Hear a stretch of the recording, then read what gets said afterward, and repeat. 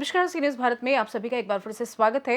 News bulletin में इस bulletin में बात करेंगे अम्बेडकर नगर की, जहां पर मोबाइल रिकवरी सेल टीम द्वारा चोरी के कुल 162 मोबाइल रिकवर किए गए। और साथ ही बात करेंगे आजमगढ़ की, जहां सेवटा गांव में अम्बेडकर जयंती धूमधाम के साथ मनाई गई।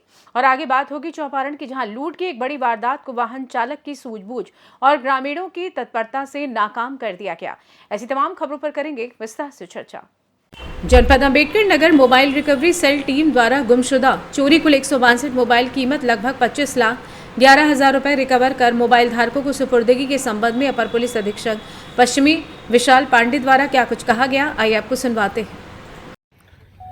देखिए, जनपद के विभिन्न थानों से ये मोबाइल जो है गुमशुदा हुए थे, कहीं गिर गए थे, कहीं किसी के द्वारा मिसप्लेस हो गए थे। मोबाइल रिकवरी सेल पुलिस अधीक्षक महोदय के निर्देश पे लगातार काम कर रही है। आज 162 विभिन्न मॉडल के मोबाइल बरामद किए गए हैं। लगभग इनकी कीमत 25 लाख रुपए है। जो मोबाइल धारक अपने मोबाइल को भूल चुके थे कि अब ये कभी मिल पाएगा, आज इनको प्रदान किया गया है। और इस प्रकार आप लोगों ने देखा होगा कि पूर्व में भी कई बार इस तरह बड़ी बड़ी खेप में हमारी टीम ने मोबाइल बरामद करके उनके ग्राहकों, उनके जो ओनर हैं, उनको दिया गया है। ये प्रक्रिया आगे भी जारी रहेगी, जिससे कि लोगों को उचित समाधान प्रदान किया जा सके। अम्बेडकर नगर से सी न्यूज संवाददाता अजय उपाध्याय की रिपोर्ट। आजमगढ़ जिले के जहानागंज थाना क्षेत्र के सेवटा गांव में बीती शाम 15 अप्रैल 2025 को डॉक्टर भीमराव अम्बेडकर जयंती युवा मंगल दल कमेटी के अध्यक्ष शर्मानंद व कार्यकर्ता चंदन मुकेश ब्रिजभान सूरज प्रभास आदि की देखरेख में पूरे गांव के सहयोग से मनाया गया, जिसमें तमाम गांव क्षेत्र के संभ्रांत व्यक्ति उपस्थित हुए तथा डॉक्टर भीमराव अम्बेडकर के जीवन संघर्षों के विषय में अपने अपने विचार प्रकट किए। कार्यक्रम के संरक्षक यदुनाथ कवि थे। मुख्य अतिथि दीपचंद मास्टर एवं प्रमुख रूप से उपस्थित स्वाभिमान सेवा समिति रक्षा दल जानागंज के अध्यक्ष धीरज बौद्ध, डॉक्टर सरोज, अजीत बौद्ध, डॉक्टर आदित्य रामानंद, अजीत बौद्ध, गोलू पंकज आदि लोग उपस्थित रहे। कार्यक्रम के समापन में ग्रामीण बच्चों ने सांस्कृतिक कार्यक्रम प्रस्तुत किया। अंत में उपस्थित लोगों को तथा गांव में पूरे महिलाओं पुरुषों को गांव की कमेटी द्वारा भोजन दान कराया गया। आजमगढ़ से सी न्यूज संवाददाता सीवी भास्कर की रिपोर्ट। वन रेंज बाराबंकी क्षेत्र में अंधाधुंध अवैध पेड़ों का कटान सुर्खियों में बना रहता है। ये कहना गलत होगा कि अवैध कटान में विभाग व पुलिस की सहमति नहीं है। रात के अंधेरे में जिस तरीके से आम के प्रतिबंधित पेड़ों को कटान करके लकड़कट्टों द्वारा लकड़ी को वाहन पर लादकर एक स्थान से दूसरे स्थान पर ले जाते हैं, लेकिन विभाग को जानकारी ना हो, ये मुंह चढ़ाने वाली बात है। मामला बाराबंकी जिले के वन रेंज बाराबंकी थाना मसौली अंतर्गत ग्राम बड़गांव और ग्राम नेवला करसंडा का है, जहां फवाद मियां के तीनों बागों में अलग अलग सूखे आम के पेड़ों का कटान किया गया। लगभग 20 पेड़ काटे गए, लेकिन विभाग को भनक तक नहीं। जब इसकी शिकायत क्षेत्र के वन फॉरेस्ट दरोगा से की गई तो 3 दिन बीतने के बाद भी कोई कार्रवाई नहीं हुई। आखिरकार कार्रवाई न होने पर मीडिया ने किसानों के हित और लकड़कट्टों के विरुद्ध जब इस मामले को लेकर बाराबंकी डीएफओ से बात की तो उन्होंने क्या कुछ कहा, आइए सुनते हैं उनकी जुबानी। ये मसौली के क्षेत्र में ये बड़ा गांव पड़ता है। वही फवाद मियां के बाग में कई पेड़ जो आम के हैं सूखे काटे गए हैं और उनकी जड़ को जला दिया गया है सर। तो उस संबंध में क्या जानकारी, क्या कार्रवाई हुई सर? देखिए, संबंधित क्षेत्रीय वनाधिकारी को आवश्यक कार्रवाई हेतु निर्देशित कर दिया गया है। जो भी यदि उसके 4/10 की कार्रवाई उस पर रही होगी ट्री प्रोटेक्शन एक्ट की, तो उनके विरुद्ध सुसंगत धाराओं में मुकदमा पंजीकृत किया जाएगा। संबंधित जो वन दरोगा है, बीट प्रभारी है, उनको स्पष्टीकरण मेरे कार्यालय से जारी कर दिया गया है और इस पे जांच करने हेतु क्षेत्रीय वनाधिकारी बाराबंकी को निर्देशित कर दिया गया है। तत्काल ही इसके अंदर 24 घंटे के अंदर इसकी रिपोर्ट मंगवा ली गई है और इस पर आवश्यक कार्रवाई कर विधिक कार्रवाई की जाएगी। सर, आपके कर्मचारियों के द्वारा ये कहा जाता है कि सूखे पेड़ थे, कम से कम उनकी संख्या लगभग नेवला करसंडा और ये बड़ा गांव मिला करके 20 हो रही है और काफ़ी दरख्त पेड़ थे। ऐसे में मैं ये चाह रहा हूँ कि यदि ये छूट है और इस पर कोई कार्रवाई, कोई नियम कानून नहीं है, तो ऐसे में चाहता हूँ कि यदि किसान को पूरी छूट दे दी जाए तो ये जो लाभ लकड़ कट्टे जो ले जाते हैं, ये लाभ डायरेक्टली उन लोगों को मिले। ऐसा कोई प्रावधान है कि कोई सिस्टम में कोई कानून नहीं है? ये एग्रो फॉरेस्ट्री की योजना इसीलिए बनाई जा रही है, इसीलिए इसे बनाया। बाराबंकी से सी न्यूज संवाददाता विजय सिंह की रिपोर्ट। चौपारण हजारीबाग थाना क्षेत्र के सिंगरावा गांव के पास बुधवार तड़के जीटी रोड पर लूट की बड़ी वारदात को वाहन चालक की सूझबूझ और ग्रामीणों की तत्परता से नाकाम कर दिया गया। पुलिस ने त्वरित कार्रवाई करते हुए एक आरोपी को मौके से गिरफ्तार कर लिया है, जबकि 2 अपराधी फरार होने में सफल रहे। प्राप्त जानकारी के अनुसार एक पिकअप वाहन में चालक मानु कुमार करेला सब्जी लादकर पश्चिम बंगाल से बिहार की ओर जा रहा था। तड़के लगभग 3 बजे वाहन सिंगरावा के पास पहुंचा। 3 अपराधियों ने वाहन को जबरन रोककर लूटने की कोशिश की। वाहन चालक ने साहस का परिचय देते हुए अन्य वाहन चालकों की मदद ली। ग्रामीणों की सजगता और तुरंत सूचना पर पहुंची चौपारण थाना पुलिस ने तत्परता दिखाते हुए 3 में से एक अपराधी को दबोच लिया। गिरफ्तार अपराधी की पहचान गिरफ्तार युवक की पहचान विशाल कुमार राणा, ग्राम रसोइया, थाना बरही, जिला हजारीबाग के रूप में हुई है। पूछताछ में उसने स्वीकार किया कि उसका पहला अपराध है और उसे उसके साथियों ने जबरदस्ती साथ लेकर आए थे। वहीं आपको बताते चलें कि विंदेश्वर महतो, दिव्य प्रकाश, कैलाशचंद महतो, लालचंद शाह, हवलदार प्रसाद सिंह, आरक्षी विजय कुमार सिंह, थाना प्रभारी ने बताया कि चौपारण थाना प्रभारी ने बताया कि दोनों फरार अपराधियों की पहचान कर ली गई है। पकड़ने के लिए सघन छापेमारी जारी है। शीघ्र ही दोनों को गिरफ्तार कर न्यायिक प्रक्रिया के अंतर्गत लाया जाएगा। कहाँ करे थी? हाँ? क्या कर रहा था? काहे पकड़े लोग? दोस्त से चक्कर। कौन दोस्त था? दोस्त का कुछ नाम है? क्या बताइए? कहाँ घर उन लोग का? लॉक कैसे खुलता मोबाइल में? तुम्हारा मोबाइल में लॉक कैसे खुलता?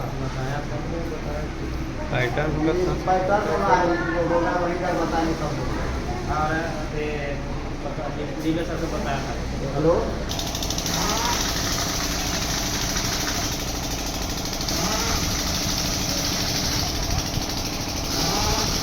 16 अप्रैल को सुबह 3 बजे लगभग खबर प्राप्त हुई पुलिस को कि एक पिकअप वाहन जिसमें सब्जी लोड है उसको लूट करके 3 लुटेरे लेकर के भाग रहे। जिसका जैसे ही पुलिस को खबर मिली चौपारण पुलिस को, और तुरंत चौपारण पुलिस एक्टिव हुई और पेट्रोलिंग गाड़ी जो हमारी है और एक ऑफिसर हमारा वो उस गाड़ी का पीछा करने लगा। पीछा करने के दौरान उस गाड़ी को सिंगरावा से आगे हम लोग उसको पकड़ने में कामयाब हुए, जिसमें कि हम लोग जब गाड़ी को रोके जिसको लूट करके भाग रहा था तो उसमें से 2 अपराधी जो है कूद करके भाग गए, लेकिन एक अपराधी जिसका नाम विशाल कुमार राणा, पिता संतोष राणा, ग्राम रसोइया धमना, थाना बरही, जिला हजारीबाग है, उसको हम लोगों ने अरेस्ट किया है। और वो जो पिकअप वाहन है उसको हम लोगों ने सकुशल जब्त किया है। और उसमें जो सब्जी लोड था तो उसको हम लोग, चूँकि सब्जी विनष्ट होने वाली चीज़ है इसलिए उसके मालिक को हम लोगों ने सब्जी हैंडओवर कर दिया है। लेकिन इस तरह के लूट के कांड को हमारी चौपारण पुलिस ने मात्र 1 घंटे के अंदर इस लूट का खुलासा करते हुए इसका बहुत अच्छे ढंग से उद्भेदन किया है। बाकी 2 फरार अभियुक्त हैं जिनके विरुद्ध हम लोगों ने टीम बनाई। चौपारण हजारीबाग से सी न्यूज़ संवाददाता मुकेश सिंह की रिपोर्ट। भारतीय जनता पार्टी एटा जनपद के पूर्व जिलाध्यक्ष सत्येंद्र सिंह जादौन के नेतृत्व में दर्जन भर के लोगों के साथ नगरपालिका परिषद जलेसर के अधिकारियों को ज्ञापन सौंपकर आरोप लगाए गए हैं कि झुग्गी झोपड़ी में रहने वाले दर्जन भर लोगों द्वारा मोहल्ला हथौड़ा नई बस्ती में प्रधानमंत्री आवास योजना के तहत आवेदन किए गए थे, जिनमें कुछ एक घरों का सर्वे कर बाकी सभी को अपात्र घोषित कर डूडा विभाग एटा को रिपोर्ट सौंप दी है। इसके संबंध में मामले की जांच पड़ताल कर कार्यवाही कराने को लेकर ज्ञापन सौंपा गया है। क्या क्या मामला है जलेसर में? मामला ये है, मोहल्ला हथौड़ा नई बस्ती जलेसर में, मोहल्ला सादात में, घोसियान में कई मोहल्ले ऐसे हैं जहाँ गरीब लोग निवास करते हैं। प्रधानमंत्री आवास योजना के तहत योजना चल रही है। इन लोगों ने अपने अपने फॉर्म ऑनलाइन किए। इन लोगों को नगर पालिका के कर्मचारियों द्वारा आज तक इनके यहाँ कोई भी सर्वे नहीं किया गया, और अगर ये लोग यहाँ आते भी हैं तो इनको वंचित कर दिया जाता है। और 800 से ज़्यादा की लिस्ट आई थी, जिसमें 300 पात्र करके यहाँ से लिस्ट भेज दी गई, और इन लोगों का झुग्गी झोपड़ी वालों का कोई भी नंबर नहीं आया। इस उपलक्ष्य में हमने आज ज्ञापन दिया कि यदि तत्काल सर्वे करा करके प्रथम लिस्ट में इनके नामांकित नहीं किए जाते हैं तो हम यहाँ पर अनिश्चितकालीन धरना प्रदर्शन करेंगे और प्रधानमंत्री आवास योजना के तहत सरकार तक इनकी आवाज़ पहुँचाएंगे गरीबों की। इस संबंधित हमने आज ज्ञापन दिया है। एटा से सी न्यूज़ संवाददाता अजय अगरिया की रिपोर्ट। फर्रुखाबाद में फतेहगढ़ कोतवाली में धरने पर बैठे हिंदूवादी संगठन के लोग कर रहे हनुमान चालीसा का पाठ। लव जिहाद जैसा मामला आया सामने। लखनऊ की हिंदू युवती ने फर्रुखाबाद आकर मुस्लिम लड़के से कोर्ट मैरिज करने पहुंची। हिंदू संगठनों को भनक लगते ही बीच सड़क पर जमकर किया हंगामा। मौके से मुस्लिम युवक हुआ फरार। पकड़ा गया युवक का रिश्तेदार। सूचना पर पहुंची पुलिस ने युवती को पकड़कर थाने पर बिठाया। हिंदूवादी संगठनों के नेताओं कार्यकर्ताओं ने फतेहगढ़ कोतवाली में जमकर किया हंगामा। हिंदूवादी संगठन के नेता और कार्यकर्ता फतेहगढ़ कोतवाली में धरने पर बैठकर हनुमान चालीसा का पाठ कर रहे हैं। पूरा मामला फतेहगढ़ कोतवाली का बताया जा रहा है। फर्रुखाबाद से सी न्यूज़ संवाददाता आदेश की रिपोर्ट। ग्वालियर में पिंटो पार्क स्थित जनेरुआ के संस्कार गार्डन में हुई शादी समारोह में झगड़ा। दो पक्षों में हुई जोरदार मारपीट, जमकर चले लात घूंसे। गार्डन की पार्किंग एरिया में हुआ घमासान। घटना का वीडियो सोशल मीडिया में जमकर हो रहा वायरल। मामूली बात पर झगड़ा हुआ। ग्वालियर के गोला का मंदिर थाना क्षेत्र की घटना बताई जा रही है। ग्वालियर से सी न्यूज़ संवाददाता शिवम की रिपोर्ट। करनाल के नीलोखेड़ी में पंजाब नेशनल बैंक में एक अजीबोगरीब मामला सामने आया है। दरअसल जिसमें एक दुकानदार अपने पैसे जमा कराने के लिए लगभग 3 बजे के करीब गया हुआ था बैंक में। वहीं पर बैठे कैशियर को बोला मेरा केस जमा करा लीजिए नहीं तो 2 बार कहा। पहले से ही गुस्से में बैठा अजय नामक कैशियर ने मामूली कहासुनी होने पर उसके हाथ पर चाकू दे मारा। इसको लेकर नीलोखेड़ी चौकी की पुलिस ने पंजाब नेशनल बैंक में जाकर क्राइम सीन पर सभी साक्ष्य जुटाए जिस चाकू से हमला किया गया और वो केस भी जमा कराने गया था। खून से रंगे चाकू को बरामद किया गया। चौकी इंचार्ज संदीप ने बताया कि फिलहाल आरोपी फरार है, जल्दी गिरफ्तार कर लिया जाएगा। दुकानदार पवन ने बताया कि मुझ पर कैशियर ने चाकू से हमला किया है। पंजाब नेशनल बैंक के बता दें कि मुझे कार्रवाई चाहिए। वहीं उस पर मीडिया को जानकारी देते हुए बैंक मैनेजर आनंद ने बताया कि फिलहाल के लिए कैशियर को सस्पेंड कर दिया गया है। अब आइए सुनवाते हैं क्या कुछ कहा बैंक के मैनेजर और दुकानदार ने। मैं 3:30 बजे बैंक में आया तो पैसे लाइन में लगा हुआ था। जैसे 4 बजे निकलना मैं पैसे जमा नहीं करता। मैंने कहा मैं तो अंदर आ गया हूँ 3:30 बजे का, कदर नहीं लेता। जैसे मैंने 1 बार किया, 2 बार किया, तीसरी बार उन्होंने मेरे को कैंची मार दी और गहरा इतना खून निकला कि मैनेजर साहब मुझे पकड़ के ले गए। सारा खून ही था। तो सस्पेंड कर दिया उसको? सस्पेंड कर दिया। ये बोल रहे हैं ये ऑफिस वाले बताएंगे ना, सस्पेंड कर दिया है। हालांकि आदमी को कड़ी से कड़ी सजा मिलनी चाहिए। जानलेवा हमला हुआ है, उसका कुछ ज्यादा नस भी कर सकती थी। इतने मतलब जबरदस्त ऐसे कैशियर को नहीं था करना चाहिए। हुआ क्या था, क्या मामला हुआ? ये है ये आदमी अपना पवन शर्मा जो है पैसे जमा करवाने के लिए आया। ये 3:30 बजे से भी पहले लाइन में लगा हुआ था। 4 बजे के कैशियर ने पैसे लेने से मना, वो खिड़की बंद कर इसने कहा नहीं पैसे मैं आधा पौना घंटा हो गया है, पैसे जमा करवाने हैं। वो पैसे नहीं था जमा कर रहा। उसने मतलब कहा मैं मतलब अपना जमा तो इतने में कैंची मार दी। उसने फिर इसको कैंची मार दी। भाई तुम क्या नाम है आपका? ये इंसिस्ट कर रहे थे भाई मेरे पैसे जमा किए जाए। चाहेंगे कार्रवाई होनी चाहिए? हाँ जी, कार्रवाई होनी चाहिए। हाँ जरूरी होनी चाहिए कार्रवाई। क्या नाम है आपका? पहला ही मामला सामने आया। तो प्रधान है, पुलिस पहुंची हुई है कर रहे हैं। तो एज अ मतलब प्राइमरी एक्शन जो इमीडिएटली कर सकते थे, हायर अथॉरिटी ने इमीडिएटली लिया। वो आईवी हुए थे तो उन्होंने मतलब सस्पेंशन इमीडिएट कर दी। तो फर्दर जैसे सारी चीज़ों की इन्वेस्टिगेशन होगी। तो ऐसे हुआ क्या था सर? एक ग्राहक कैश जमा कराने आए हैं, लाइन लंबी थी और बता रहे हैं कि जैसे ही 4 बजे तो उन्होंने कैश। सर अभी ये मतलब अंडर इन्वेस्टिगेशन चल रहा है तो मतलब ज़्यादा मतलब I not the spokesperson. Nilokheri से सी न्यूज़ संवाददाता बिंदर शर्मा की रिपोर्ट। पूर्वी चंपारण जिला एथलेटिक्स संघ के तत्वाधान में 16वीं जिला एथलेटिक्स प्रतियोगिता का आयोजन मोतिहारी के नेहरू स्टेडियम छतौनी में आयोजित किया गया, जिसका उद्घाटन जिला शिक्षा पदाधिकारी संजीव कुमार, जिला एथलेटिक्स संघ के अध्यक्ष आशुतोष शरण एवं एथलेटिक्स संघ के सचिव अरविंद कुमार, शैलेंद्र मिश्र बाबा ने गुब्बारा छोड़कर किया। एथलेटिक्स प्रतियोगिता में जिले के विभिन्न प्रखंडों के साथ जिले के दर्जनों स्कूलों से आए सैकड़ों बच्चे और खिलाड़ियों ने विभिन्न खेल में हिस्सा लिया। इस प्रतियोगिता में दौड़, शॉट, फुटलॉन्ग, जंप, हाई जंप सहित कई प्रकार के खेलों का आयोजन किया गया, जिनमें प्रतियोगिता में सफल प्रतिभागियों को राज्य स्तरीय प्रतियोगिता के लिए चयनित किया जाएगा। वहीं जिला शिक्षा पदाधिकारी संजीव कुमार ने युवाओं को खेलों में भाग लेने के लिए प्रोत्साहित करते हुए कहा कि खेल जीवन का हिस्सा है। वे खुद फुटबॉल खिलाड़ी रह चुके हैं। वहीं एथलेटिक्स संघ के अध्यक्ष डॉक्टर आशुतोष शरण ने स्वस्थ जीवन के लिए खेल को आवश्यक बताया। जानते हैं जिला शिक्षा पदाधिकारी पूर्वी चंपारण संजीव कुमार और एथलेटिक्स संघ के अध्यक्ष डॉक्टर आशुतोष शरण का क्या कुछ कहना था। बहुत बेहतर कार्यक्रम है और ये बहुत बड़ी सोच है, बहुत बेहतर सोच है। मुझे लगता है कि इससे बच्चों का सर्वांगीण विकास होगा। पढ़ना लिखना तो अपनी जगह पे है, लेकिन जब तक मेंटल रूप से हम लोग शारीरिक रूप से सक्षम नहीं बच्चों को बनाएंगे, तब तक निश्चित रूप से हम लोग उसको आगे बढ़ने में उनको मदद नहीं मिलेगी। तो मैं सभी अभिभावकों से भी अनुरोध करूँगा कि बच्चों को अपना उम्र जीने दें, जो उनका उम्र है अभी बचपन, उसे जीने दें। पढ़ाई लिखाई तो अपने जगह पे है, लेकिन खेलने कूदने दें, निश्चित रूप से वो आगे बढ़ेंगे।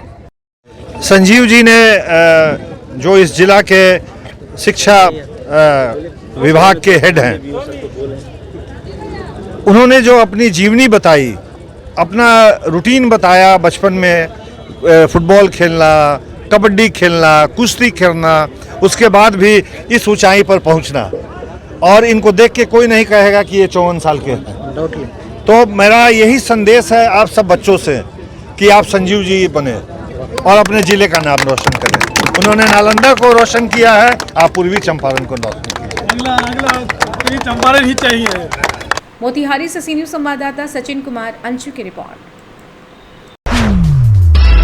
नवागत कलेक्टर अंशुल गुप्ता ने कल अपना पदभार ग्रहण किया था। आज मीडिया से बात करते हुए उन्होंने जिले में शासन की योजनाओं का लाभ प्रत्येक व्यक्ति को मिले, इस उद्देश्य से वार्ता का आयोजन किया। इस दौरान उन्होंने स्कूल चले हम अभियान और नए एडमिशन कराने में पत्रकारों से सहयोग की अपील की।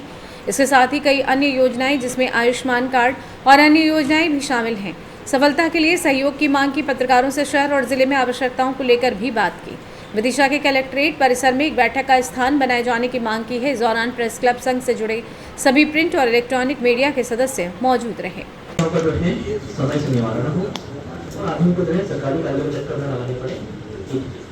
कई नवाचार यहाँ पे मुझसे पूर्ववर्ती कलेक्टर ने आवश्यकताएं किए थे और शासन जो है कंटिन्यूस प्रक्रिया होती है। व्यक्ति के बदलाव कुछ नहीं होता है। कलेक्टर, एडीएम, जिला पंचायत सारे पद हैं और जो पहले से जो काम हो रहे हैं उन्हीं को हम चाहते रहे तो ये अपने को अच्छी बात है।